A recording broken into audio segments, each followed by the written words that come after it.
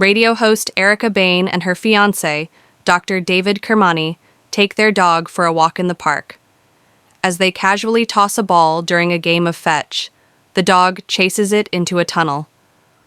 Lost in conversation, they fail to notice that the dog doesn't return. Moments later, they realize he's gone. Calling out, they hear barking in the distance and follow the sound, only to encounter 3 men emerging from the shadows, one of them filming. David demands they return the dog. Instead, the men mock him. One suddenly attacks Erica. When David steps in to protect her, the men attempt to rob him and brutally assault him, slamming Erica into a concrete wall. She suffers severe injuries and is rushed to the hospital, where she falls into a coma. David dies from his injuries. At the same time, detectives Mercer and Vitali arrive at the hospital morgue to investigate what is believed to be a suicide. They later question the victim's injured child. When the girl's stepfather, Mr. Morrow, abruptly arrives and insists on taking her home, Mercer refuses, advising him to get a lawyer. Mercer suspects Morrow in his wife's death and believes the child may be a key witness. Weeks later, Erica awakens from her coma and begins a slow recovery. David's mother visits and gently reveals that David's funeral took place weeks earlier. Overcome with grief, Erica breaks down, desperate to see him again. Police question her about the attack, but the trauma has fractured her memory. She provides little useful information. After being discharged, Erica returns to her apartment, locking herself inside and isolating herself in fear. Days later, she gathers the courage to go outside and visits the police station, seeking updates on her case. An officer repeatedly tells her to wait, clearly dismissing her. Realizing she can't rely on the system, Erica leaves. She goes to a gun shop, determined to protect herself, but learns she needs a permit and must wait 30 days. Sensing her desperation, a man offers to sell her a gun illegally. He leads her through a marketplace into a dark alley and sells her an AK-9 pistol, giving her basic instructions and ammunition. That night, Erica stops at a convenience store.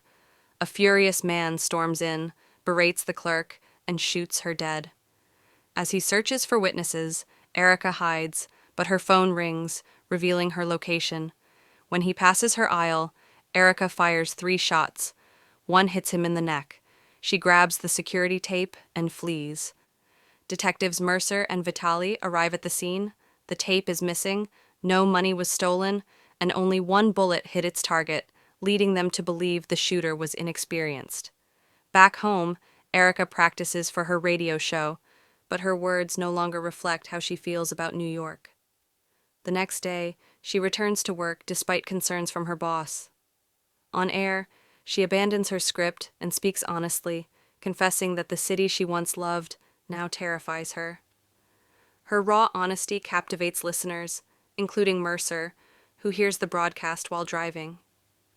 That evening, Erica visits David's grave. Later, on the subway, she witnesses 2 thugs robbing a man of his iPod. An elderly passenger intervenes and is assaulted. Both victims are forced off the train.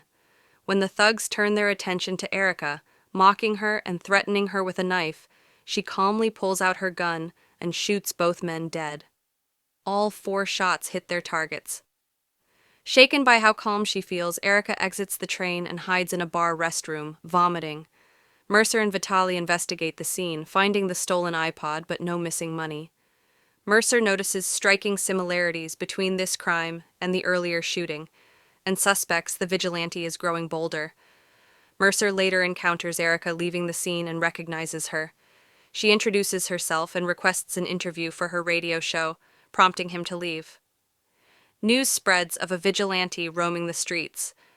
Erica's boss praises her rising ratings and encourages her to continue speaking honestly. Outside the station one night, Mercer approaches her. He reveals he's a fan of her show and promises to find the men responsible for her attack. He agrees to the interview. During their conversation, Erica discreetly points out Mr. Morrow, describing him as a corrupt businessman suspected of killing his wife. Mercer admits there's nothing he can do legally. Off the record, he says some things can't be undone. Erica asks him how it felt the first time he shot someone. He gives her his card. Later, Erica encounters a man in a parked car with an unconscious girl, Chloe, in the back seat. Realizing the man's intentions, Erica forces him at gunpoint to give Chloe his money. He tries to run them over, but Erica shoots, causing the car to swerve. Tragically, Chloe is struck. Erica calls the police and watches as Chloe is taken away. At home, Erica's neighbor notices the blood on her face and quietly reminds her to know the difference between right and wrong. Mercer later announces that Chloe has regained consciousness. Erica's show opens phone lines and callers voice support for the vigilante.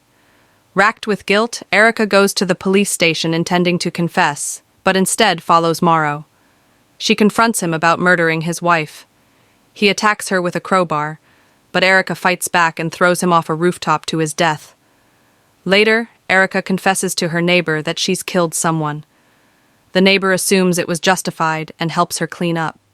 Mercer grows suspicious and brings Erica to the hospital to speak with Chloe, who instantly recognizes her but claims she saw nothing. Mercer continues investigating and eventually tracks Erica's phone to Morrow's building the night of his death.